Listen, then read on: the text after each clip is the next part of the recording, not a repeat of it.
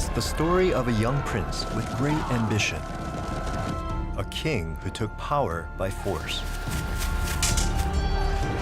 A ruler who built his legacy in the form of a spectacular temple.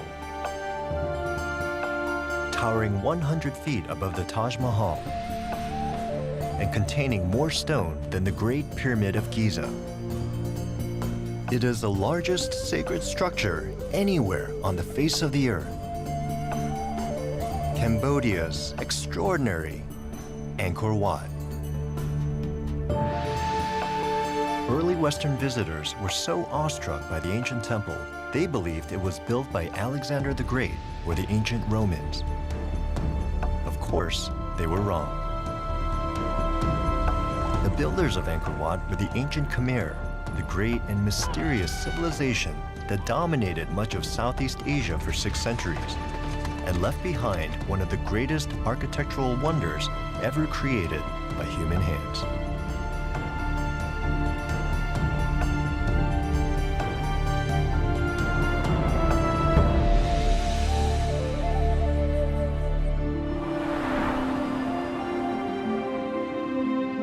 On a lush plain, deep in the tropical forest of northwestern Cambodia, lie the ruins of the ancient city of Angkor. Once the sprawling capital of the vast Khmer Empire, Angkor was the largest city in the world. Today, Angkor is still a sweeping landscape. 400 square miles where more than 1,200 ancient temples still survive. Architectural masterpieces, fantastically carved from tens of millions of tons of local sandstone. The famous temples were built over a span of 5 centuries. They endure today as one of the world's greatest treasure troves of art, archaeology, and history. But the city of Angkor was eventually abandoned as a Khmer capital, and its temples were swallowed by the jungle, forgotten by the outside world.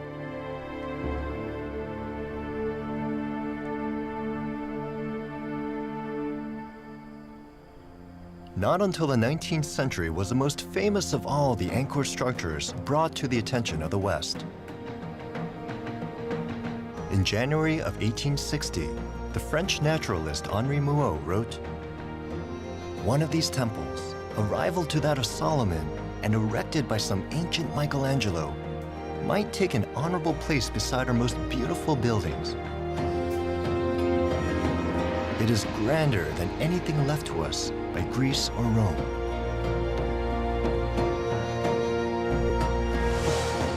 He was describing the splendor of Angkor Wat.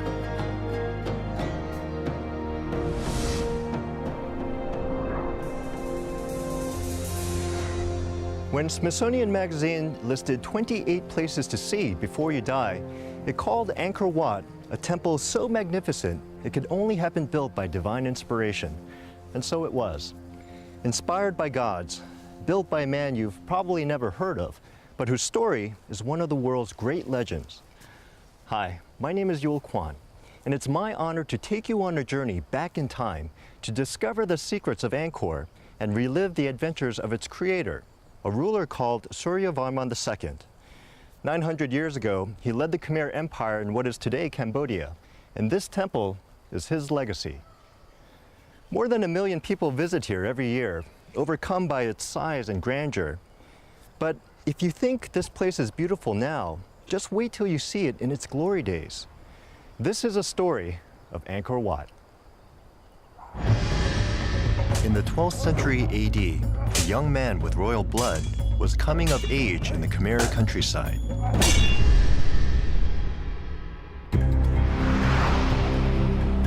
At that time, the Khmer Empire controlled large portions of modern Southeast Asia, including the prince's home of Lopburi, northwest of Angkor. The royal prince was said to be a skilled warrior, brave and wise beyond his years.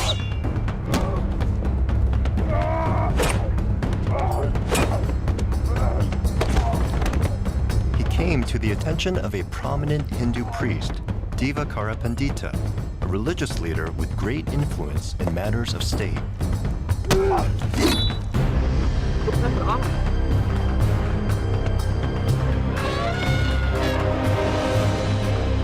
Ambitious, royal, and well-connected, Suryavarman II began to dream of becoming king and ruling the vast Khmer Empire.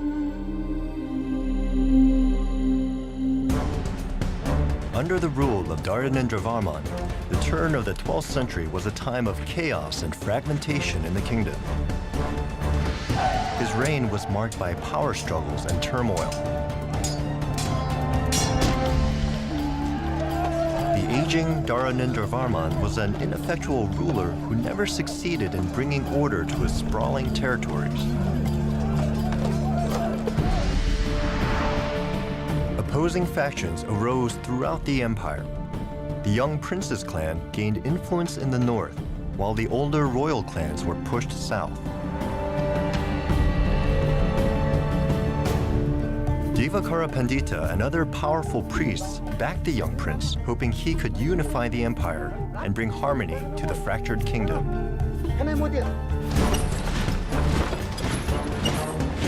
Civil war erupted as the forces vied for control. An inscription describes the moment the young prince took power, comparing him to a mythical bird. Suryavarman bounded to the head of the elephant of the enemy king and killed him as an eagle might kill a snake.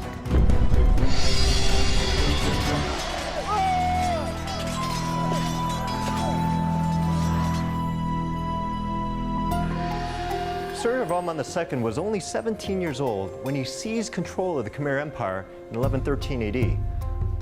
This is him right here. Easy to miss among the mile of gods and spirits carved into Angkor's walls. It wasn't unusual at the time for a rebel to become king, but for Suryavarman II, killing the former king was only the first stage. He still had to conquer the rest of an empire that was in utter disarray. The crown would only be his if he could end the turmoil and unify the land. It took 6 long years for Suryavarman II to solidify his control over the vast empire and conquer the southern factions.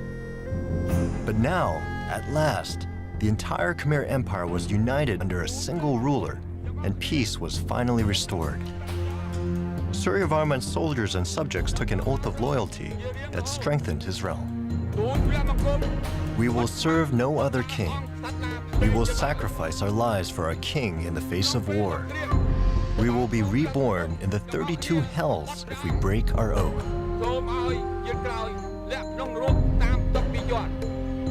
In 1119, at the royal palace of Angkor, Suryavarman II officially became the 18th king of the Khmer Empire. He was given the royal title Suryavarman, Protector of the Sun, and was coronated alongside his queen. This moment ushered in the golden age of the Khmer Empire. Suryavarman II was only 23 years old when he was crowned ruler of one of the greatest empires of Asia. Just as Khmer kings had done for centuries, Suryavarman II ruled from Angkor, the seat of the Khmer Empire. But its soul resided in another place. Traditionally, newly crowned Khmer rulers would make a pilgrimage to the sacred Phnom Kulen, a mountain range 25 miles northeast of Angkor. 3 centuries before Suryavarman II, the empire's first monarch, Jayavarman II, came to the same mountain on a similar spiritual journey. Here, a sacred ritual anointed him the first supreme ruler, an event that marked the founding of the Khmer Empire. This hallowed spot had deep religious and political significance for the Khmer, and is still considered holy by modern Cambodians. This river was a source of the ingenious water system that was key to the wealth and success of the entire region.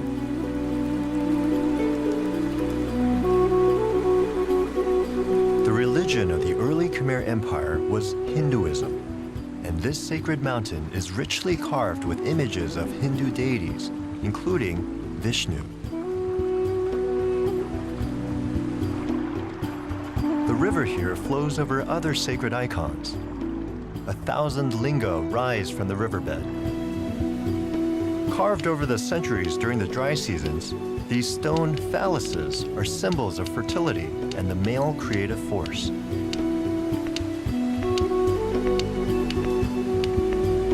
The corresponding female symbol is a yoni, a vessel shape that represents feminine creative energy. The linga is often placed upon the yoni.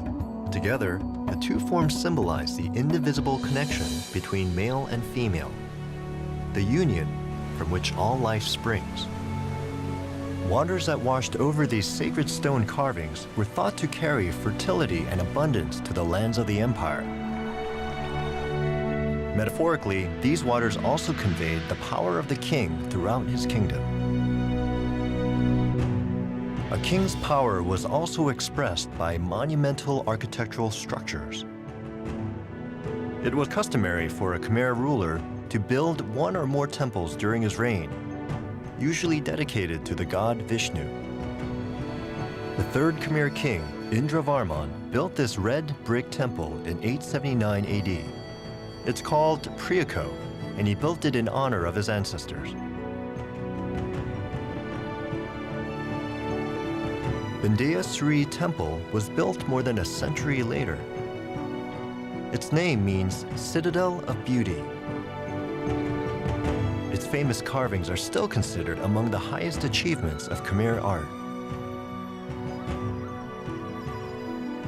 The 9th century Baekong Temple, with its massive moat, may have inspired Suryavarman II. When it came time for the newly crowned king to begin planning for his temple, he decided to create a structure that would exceed all other temples in both size and grandeur. He entrusted this ambitious undertaking to the same Brahmin priest who helped him take the throne. Divakara Pandita would oversee the planning and construction of Angkor Wat.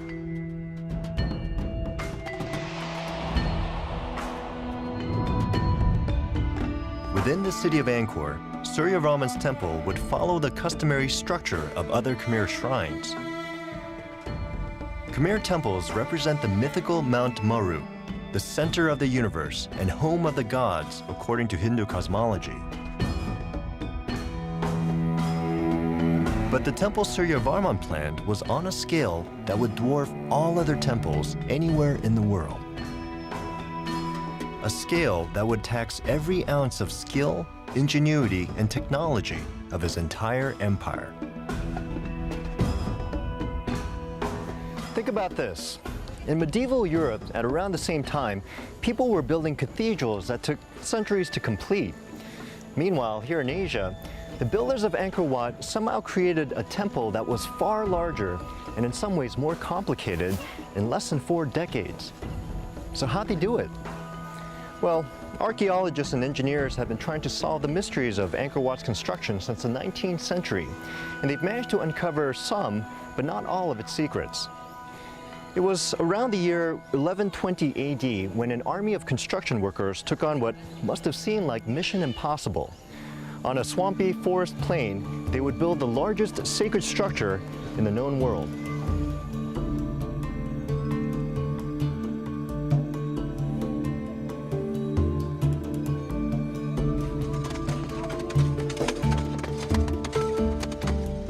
Using only simple tools, workers prepare the site, digging the foundation in the midst of a dense jungle.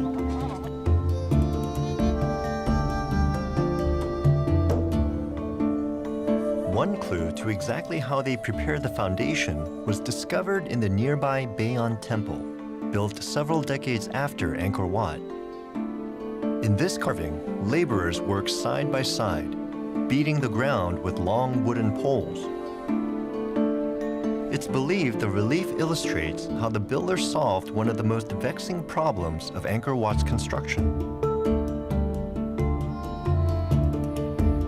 Workers use sticks to tamp down and compact the wet soil, creating a more suitable foundation. dug a massive hole in the ground 33 feet deep, filled it with layers of sand, pebbles, and clay, and compacted it until it was hard. This allowed excess water to drain and also stabilize the surface. It was only after the foundation was laid that the structure's elaborate design was finalized.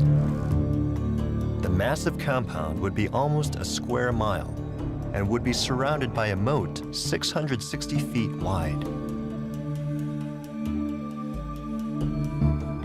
Only a ruler with Suryavarman II's might, power, and vision could have imagined a building constructed on this grand a scale. It is estimated the building required more than 5 million tons of raw materials. Where did the ancient temple builders mine such a tremendous amount of stone?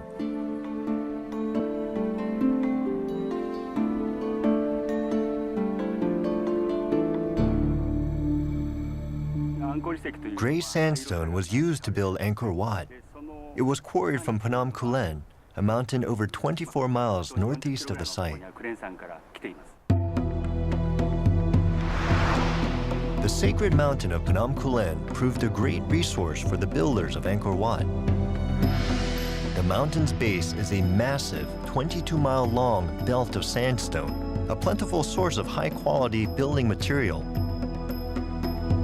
But how did the ancient workers excavate all that rock?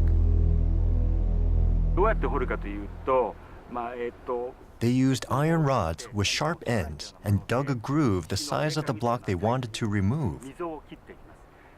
Then they would place a wedge between the sedimentary layers where it's easy to break the rock.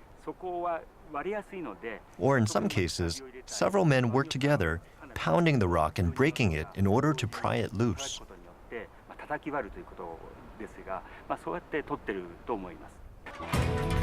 With only hand tools, workers removed vast amounts of rock from the mountain. It is estimated that it took a stone cutter at least 10 days just to carve a groove around one block of stone weighing more than a ton. After the groove was carved, a wedge was placed in the groove so the rock could be separated. It took a workforce of thousands to cut just a few hundred blocks of stone each day. More than 600,000 high-quality sandstone blocks were used in the construction of Angkor Wat. 5 million tons of sandstone. Because the builders used no mortar, blocks had to be precisely cut with utterly smooth surfaces. A system lifted a stone block just slightly above another stone, and then workers pushed it back and forth in order to grind the two surfaces and make it smooth. Another relief in Bayon Temple has a detailed depiction of how this method worked. Workers used poles and ropes to lift one stone just above another. Then the top stone was rubbed back and forth against the stone below. After thousands of repetitions, the block obtained a smooth surface.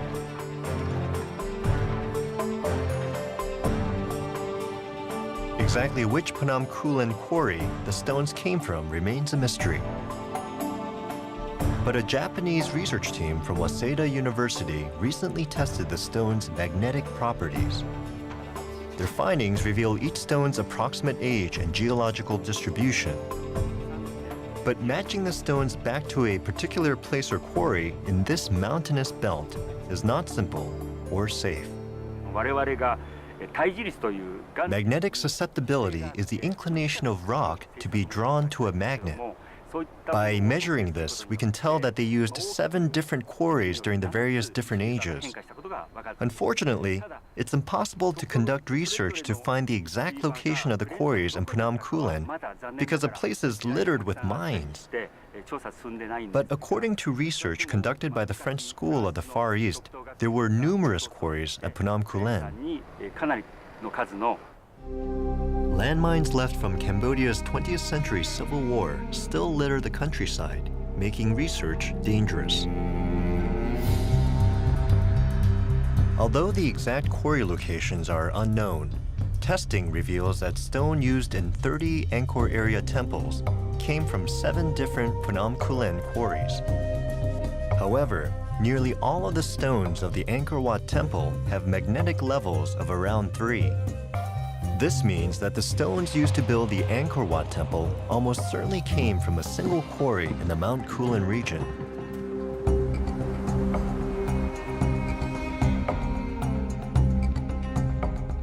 The massive cut stones were transported over 25 miles to Angkor using elephants as well as slave labor.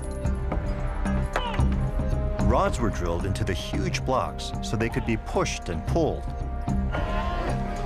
Laborers also used bamboo rafts to float the stone on a labyrinth of canals and rivers.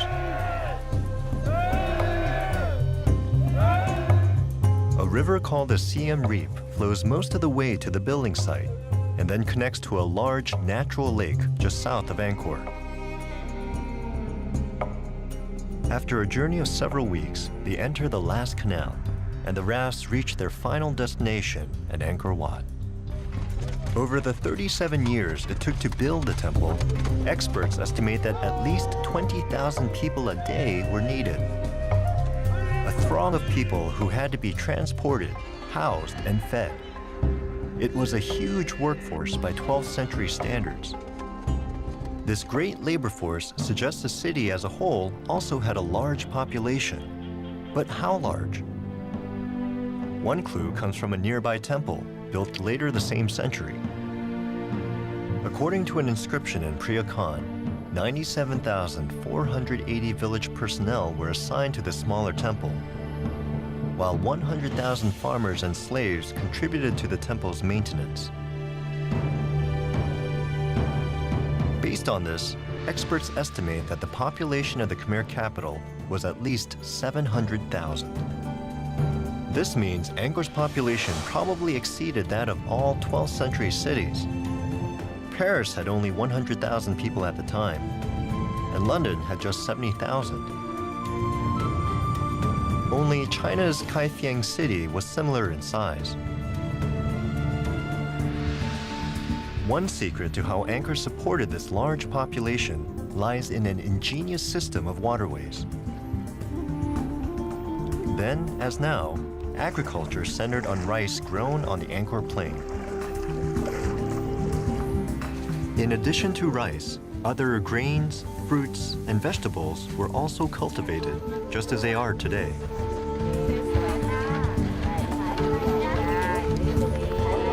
The success of this economy depended on the huge Lake Tonle Sap, just south of ancient Angkor.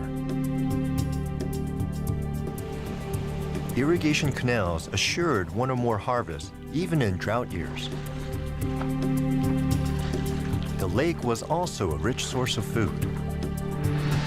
A 13th century visitor wrote, "The lake waters are so full of fish, it is difficult to row your boat." Suryavarman's kingdom was strong and wealthy, but could it really build so massive a temple on a scale never before seen? The young king was determined to see Angkor Wat completed in his lifetime. And his ambition was not limited to temple building. He also sought to extend his kingdom's borders. He was drawn to the eastern edge of the empire, where an invasion and conquest would have been a political asset. Occupying what is now South Vietnam, the powerful Champa kingdom controlled the coast and trade routes long coveted by the Khmer. Beginning early in his reign, Suryavarman II led a series of invasions into neighboring territories. According to inscriptions, in one battle, the king led a force of 700 ships and 20,000 soldiers.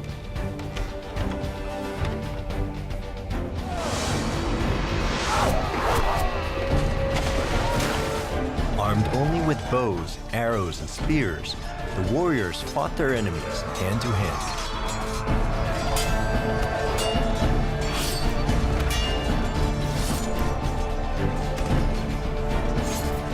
Another inscription describes a different invasion in Suryavarman's career.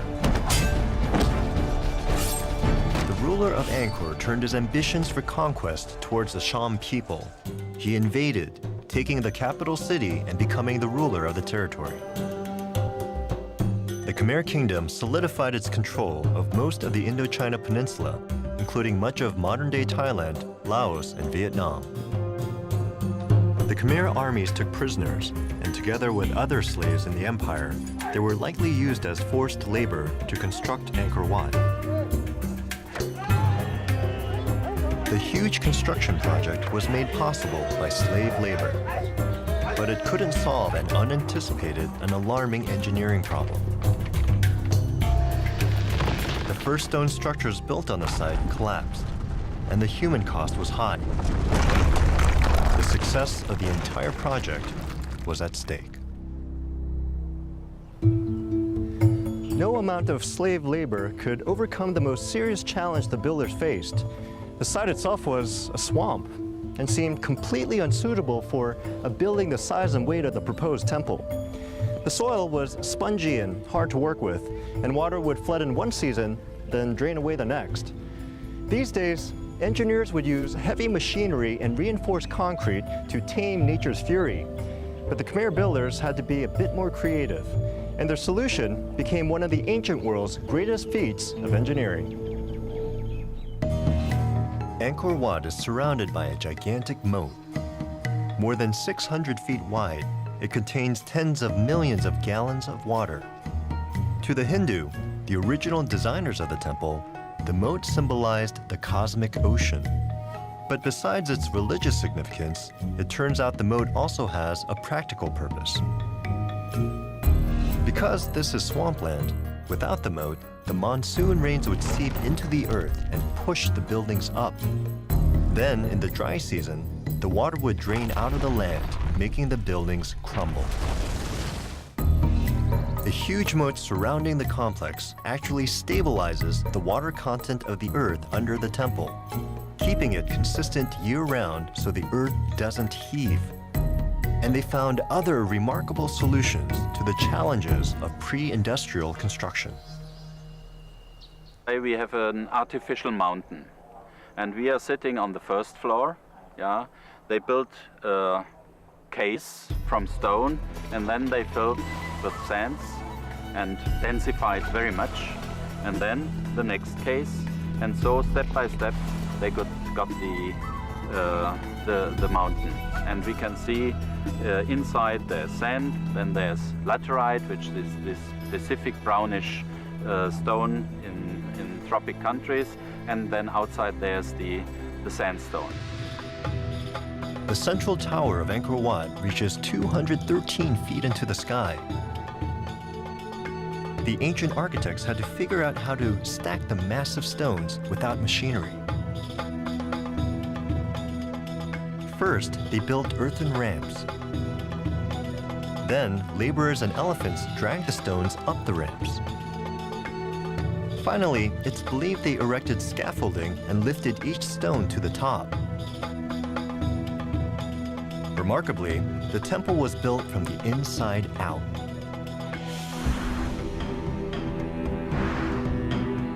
The tallest central tower was erected first. Then the surrounding towers were built, and finally the outer galleries and walls were added. The builders raised these columns made from single blocks weighing as much as 7 tons. They used a simple but brilliant method for setting up the 1,532 columns around the temple complex. Angkor Wat has survived fairly intact for nearly 900 years, an achievement that surely would have pleased its builders. But the swampy site and Cambodia's tropical climate have definitely taken a toll on these buildings. Although some intricate sandstone features show few signs of their age, others have worn away and decayed. Certain original features, like the gold leaf ornamentation that would have awed early visitors, are gone forever, looted after the Khmer Empire's decline. When it was completed around 1150 AD, Angkor Wat was the biggest building in the world, about the size of 11 football fields. Now, teams of scientists and archaeologists have spent years trying to figure out what the temple might have looked like in its heyday. And they've pieced together the puzzle, data point by data point. And now, with the help of 21st century technology, we can finally get a glimpse of Angkor Wat's original splendor.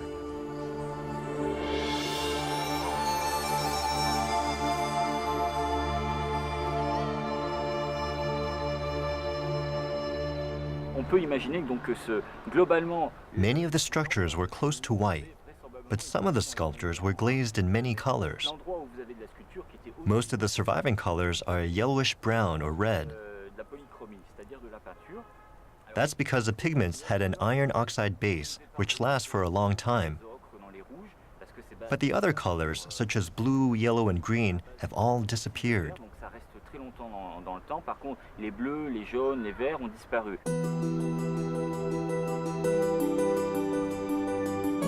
The exterior walls and columns were most likely white from a coating of lime. But it was the roofing material that dominated the look of the temple. The towers were most likely covered in gold, which deteriorated over the centuries after Angkor Wat was built.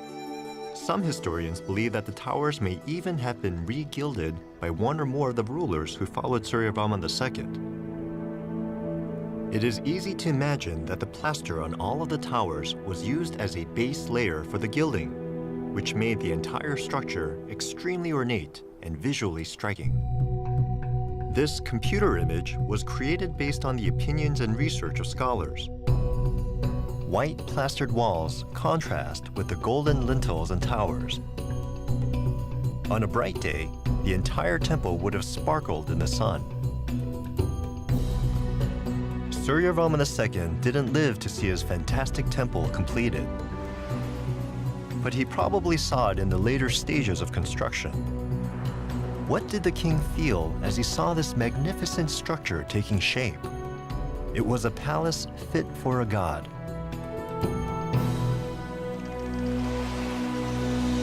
And he must have known it would also become his tomb.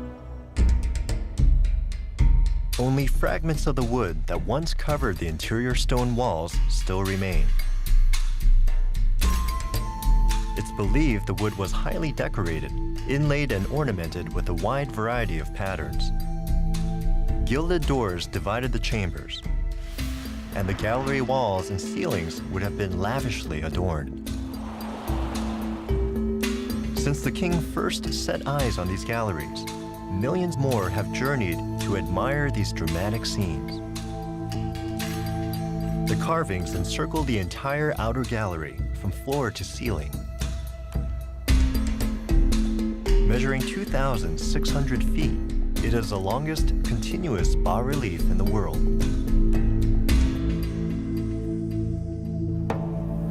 In the North Gallery, this famous relief, called the Battle of Kurukshetra, depicts an ancient combat scene from Indian history retold in the epic work, the Mahabharata. Angkor Wat's walls are covered with 12,900 square feet of bas-relief carvings. Executed with great skill and artistic sophistication, the reliefs are considered a masterpiece in their own right. These carvings cover multiple blocks of sandstone and are so perfectly fitted together that the seams are almost invisible. Even the detailed lintels at the top of the walls are carved from the same stone blocks. Each artist would cut away layers of the wall and then carve the reliefs directly into the stone. Hundreds of highly skilled carvers worked side by side to complete the work in only decades. Experts admire not only the expressive human figures in the carvings, but also the remarkable perspective these early artists were able to achieve.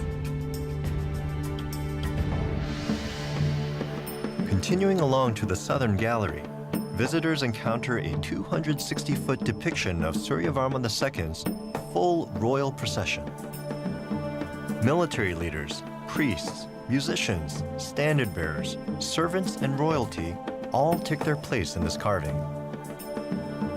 The carving's centerpiece is the famous portrait of Suryavarman II himself. Lingering traces of gold hint at its former splendor. Maybe the king was partly gilded. We can see some of the gildings on the relief with Suryavarman II. The famous portrait of the king was gilded and surrounded by red, the color symbolizing protection and strength. Continuing to the East Side Gallery, a visitor finds perhaps the most famous and revered of all the reliefs, the churning of the Sea of Milk. It depicts Vishnu and Devas, the benevolent Hindu gods, and the Asuras, the evil gods, all pulling on a great snake to churn the cosmic sea in search of eternal life. Their struggle released countless deities, including the beautiful nymphs called Apsaras. In the Northern Gallery is a battle of the gods and demons. This epic battle scene illustrates the pantheon of 21 Hindu gods battling alongside human warriors. Led by Vishnu, the gods of good defeat the evil gods. And as Suryavarman II was considered an earthly avatar of Vishnu, the scene celebrates his reign as well.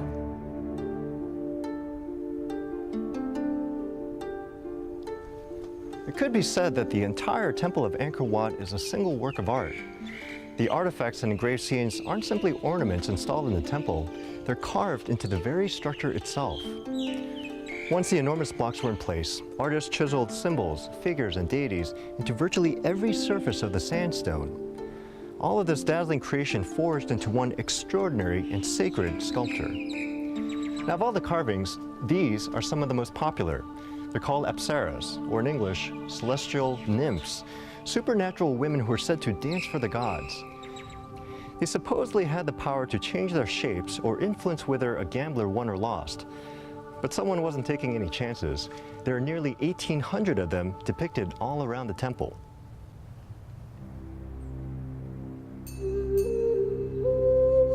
(1,796 full-body sculptures of divine women were carved at Angkor Wat. With a wide variety of facial features, hairstyles, and headdresses, no two are exactly alike. These temple guardians and dancers were probably based on actual women residing near the temple in the 12th century. Apsaras are everywhere you look in the temple, standing alone in meditation or sometimes in pairs or groups. Each pose of these dancers has a meaning, and together, the movements of the dance tell a story. It's a form of dance still very much alive in modern Cambodia.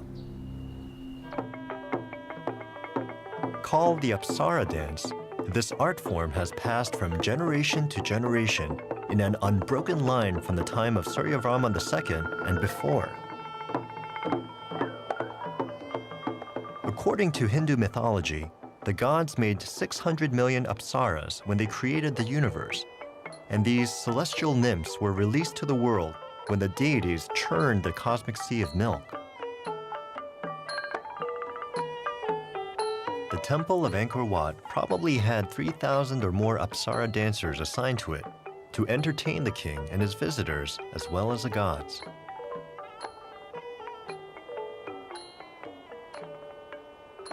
The Apsara dance almost died out in the 1970s during Cambodia's Khmer Rouge regime. Dancers at the time were targeted as intellectuals and elitists, and they were killed.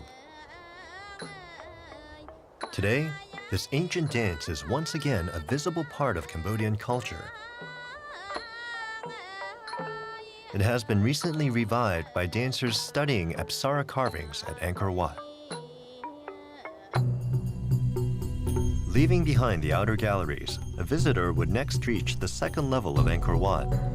Here, columns border a cross-shaped gallery that mimics the layout of the temple's central level.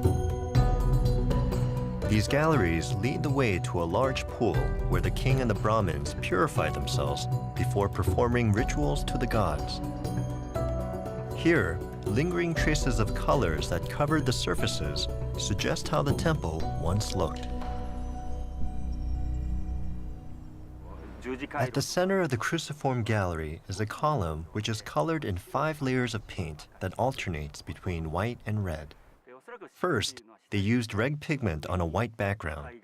In the next generation, they painted using red pigment on a white background again. Although we don't know why, they finally covered everything in white, so it currently looks pink. Every trace of ancient residue adds clues to Angkor Wat's glory, as its royal patron once saw it. As in many Hindu temples, the 5 towers of Angkor Wat represent the 5 peaks of sacred Mount Meru, the residence of the gods in the ancient tradition. The highest tower soars as high as Notre Dame Cathedral. In all, 10 stairways lead to the central tower, a deviation from temples built earlier, such as the 11th century Bapwan. In the case of Bapwan, the 4 stairways on the 4 sides were added later on because of safety issues. The stairways were added in order to solve problems which arose during the construction of Bapwan.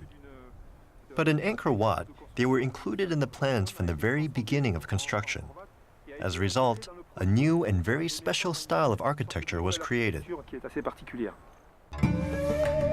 All the stairways except those in the central corridor are too steep to climb with ease. These features are thought to be a reminder that the path to enlightenment is not easy.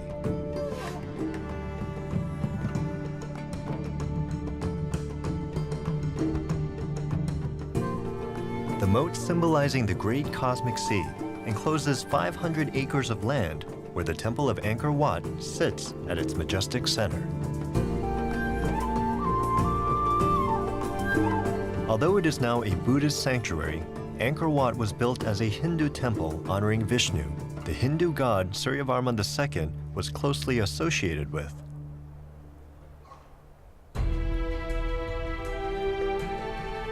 As impressive and inspiring as they are now, the towers were surely once even more so when their gold gleamed in the sun. Inside the highest tower was a central sanctuary where the king built a shrine to Vishnu.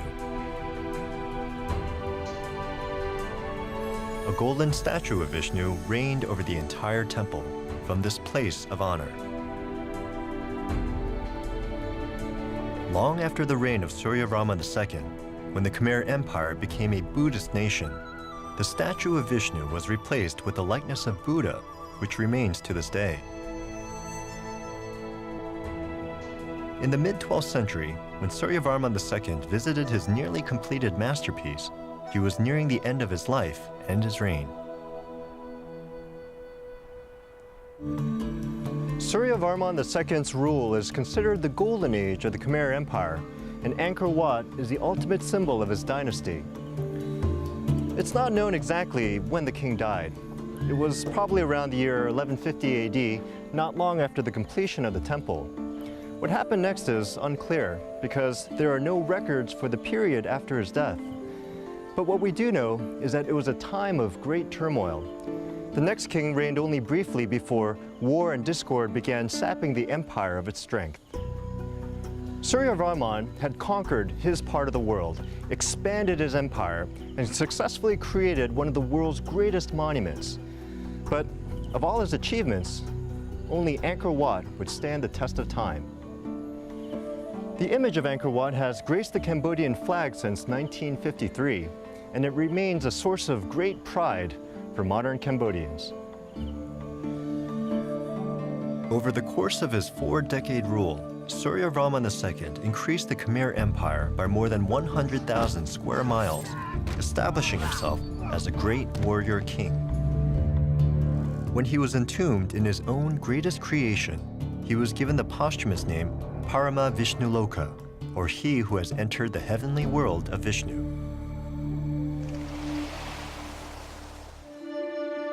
After he died, the Khmer Empire fell into disarray. Opposing factions vied for power, and the country suffered invasions by neighboring forces. Today, Angkor Wat is a cherished reminder of the Khmer Empire's past glory and a source of great pride in modern Cambodia. A UNESCO World Heritage Site, it draws 1 million visitors per year from around the globe. Symbol, temple, tomb, and treasure, Angkor Wat is a masterpiece of ancient monumental architecture. It has few rivals anywhere on Earth.